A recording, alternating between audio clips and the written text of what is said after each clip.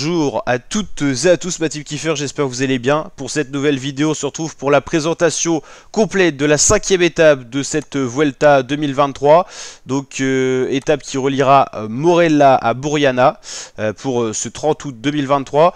Une étape encore normalement sur le papier dédiée aux sprinteurs, mais où les baroudeurs, si une belle échappée se constitue, pourrait voir le bout de l'étape. 186,2 km, étape assez longue, vallonnée dans sa première partie, avec quand même plus de descente que de montée. On aura en plein milieu un col répertorié, le colado de la Ibola, une autre montée non répertoriée, le sprint intermédiaire juste avant l'arrivée, et donc l'arrivée dans la ville de Burriana.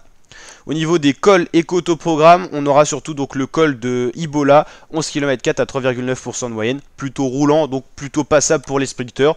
On devrait assister à un sprint massif, mais comme je vous l'ai dit, si une échappée avec beaucoup de coureurs se constitue, qu'on a beaucoup d'équipes de représenter à l'avant, pourquoi pas une étape dédiée aux baroudeurs, mais normalement on devrait être par exemple un petit peu sur le même prono que je vous avais dit, 30% de chance qu'une échappée aille au bout, 70% de chance qu'on aille vers un sprint massif.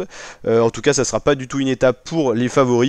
C'est un peu une étape de transition comme l'étape de la veille, mais normalement sur le papier, on n'a pas beaucoup, mais c'est une étape dédiée aux sprinteurs. Donc les équipes de sprinteurs, les sprinteurs eux-mêmes vont se tenir à cœur de répondre présent sur cette étape. Et donc on espère une belle météo comme l'étape 4 qui a permis de limiter les chutes, malgré une grosse chute dans le final, due à la nervosité dans les 4 derniers kilomètres.